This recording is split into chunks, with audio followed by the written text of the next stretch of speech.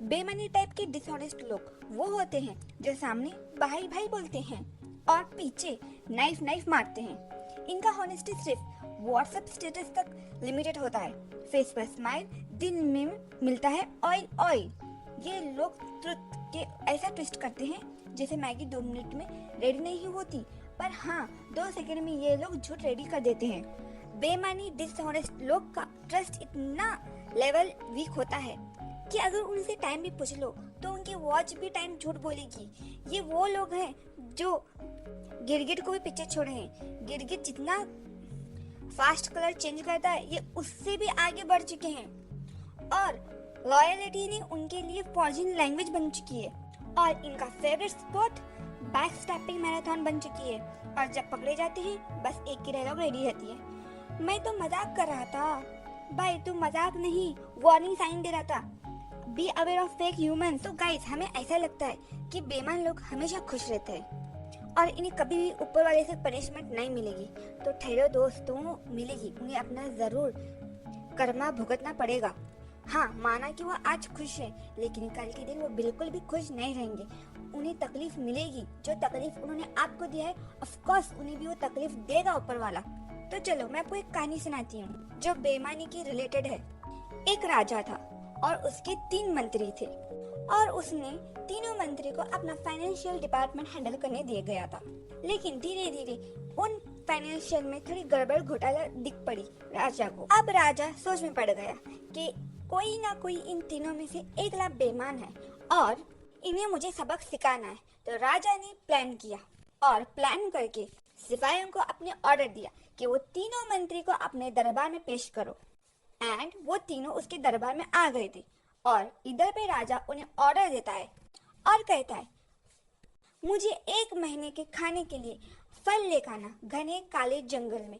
और याद रखो तुम तीनों अलग अलग डायरेक्शन जाओगे और अलग अलग घने जंगल से फ्रूट्स लेकर आओगे, लेकिन तुम्हारे पास शाम तक टाइम है।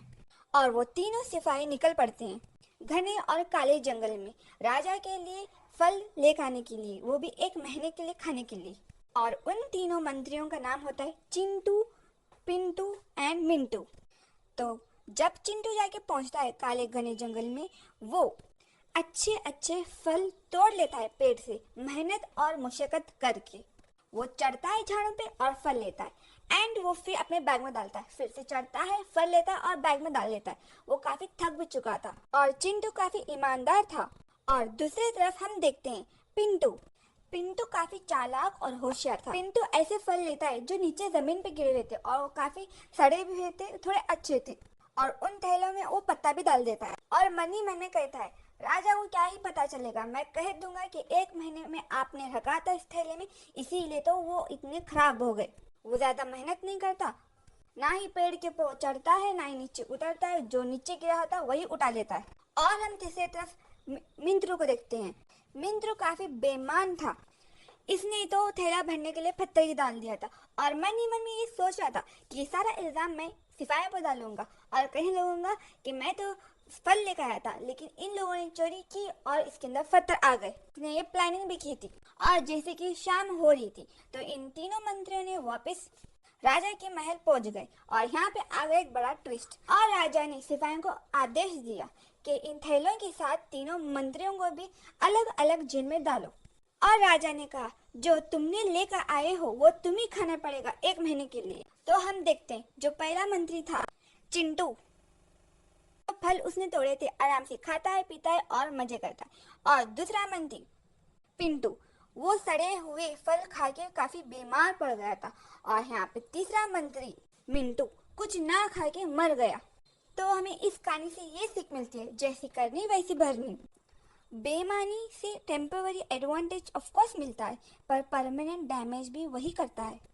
सच्चाई स्लो लग सकती है पर उसका रिवॉर्ड भी सॉलिड होता है। बेईमानी लोग चाहे कुछ टाइम तक चमक ले, लेकिन आखिर में वही अंधेरे में गिर जाता है।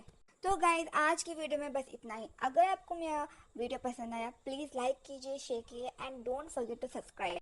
और हाँ, कमेंट में बताना ज़रूर क्या आपने बेईमानी लोगों से फेस किया है।